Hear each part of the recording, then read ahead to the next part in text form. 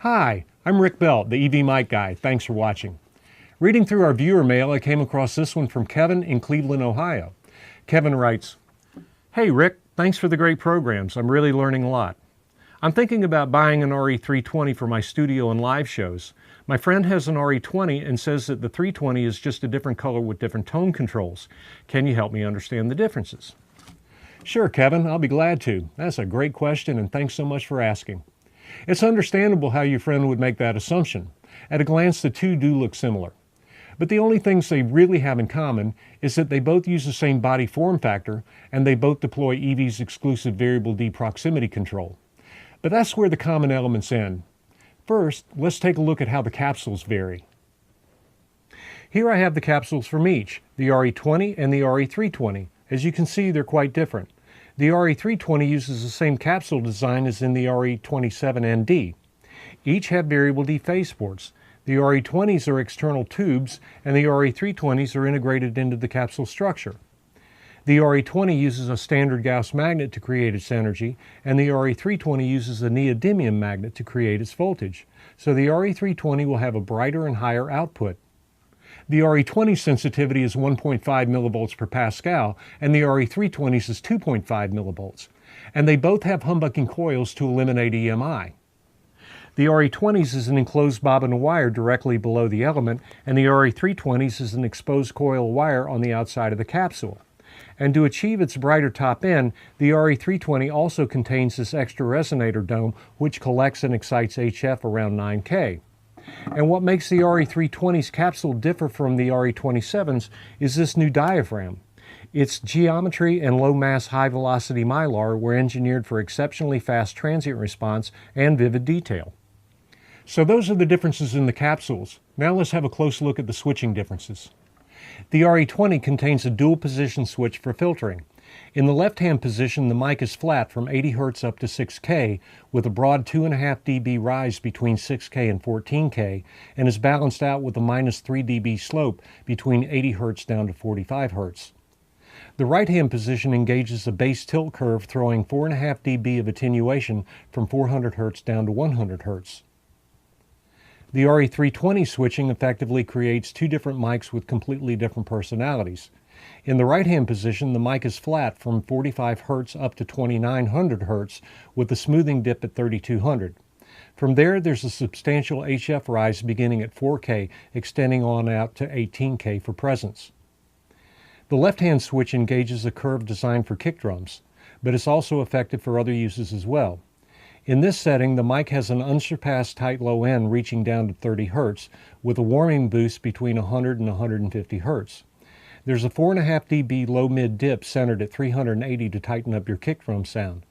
From there, it flattens out with an additional presence peak at 2800, 4K, and 5K. Then the HF extends on out to 18K. So that's how the specs compare on paper. Now I'd like to show you how they compare in sound. Okay, I've got the mic set up and ready for comparison. I do want to mention that because the RE320's output is hotter than the RE20's, I've got the microphone preamps balanced on the console so that the gains are going to be relatively close. The other thing I want to mention is that as we go through this comparison, I'm going to mute my body mic so that that sound doesn't get mixed in with the sound of the mic we're listening to. So I'm going to go ahead and get started with the RE20 first. All right, here's the RE20. It's a classic sound that we've been hearing for a long time on the radio, and I've done a in-depth on the RE20 in another program, and feel free to look at that one as well. It'll help you out. So this is the RE20. It's got proximity control called variable D, and I've got it set in a flat position. Now with the variable D control, I can move around the mic and not suffer the consequences of proximity effect. I can get right up on the mic, get farther away, and I can move around the mic freely and not hear a tremendous difference in tone and gain. Now I'm going to engage that filter, and this filter takes 4.5 dB. It's a bass tilt from 400 down to 100 Hertz. So you hear what that sounds like. Variable D is still happening. We've got proximity control, although we're just attenuating by 4.5 dB, everything from 400 down to 100. So that's the RE20. I'm going to put it back in its flat position. And I'm going to go ahead and go over to the RE320 and give you an idea what it sounds like. So now I've got the RE320 queued up, and you're going to notice that it's brighter right off the bat. It is a hotter microphone. It's got the RE27 element in it with a different diaphragm, and it's brighter and more articulate. You're going to hear a lot more top end, and I'm going to go ahead and move around the mic. You hear that the variable D control gives me a lot of extended working distance that you normally would have with a variable D mic. Now I'm going to go ahead and engage that kick drum curve, which we have learned that a lot of broadcasters are liking on particular voice. So here's the RE320 with the kick drum curve. Remember, it's got a 4.5 dB dip at about 380 hertz. So this is the RE320 with the kick drum curve engaged on a voice. Variable D is still happening. I can move freely around the mic, but you heard that it probably thinned out my voice in that mid-range where, well, for a kick drum at 380, that's where we usually want to dip it out anyway. So this is the RE320. I'm going to go ahead and flatten it out again. Here's the RE320 in a flat position, and here's the RE20 in a flat position. So that gives you an idea how these mics sound in comparison on voice.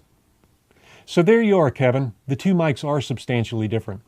The RE320 will be brighter and more powerful with a faster transient response and more vivid detail, making it ideal for music production, and the RE20 will be smoother and warmer.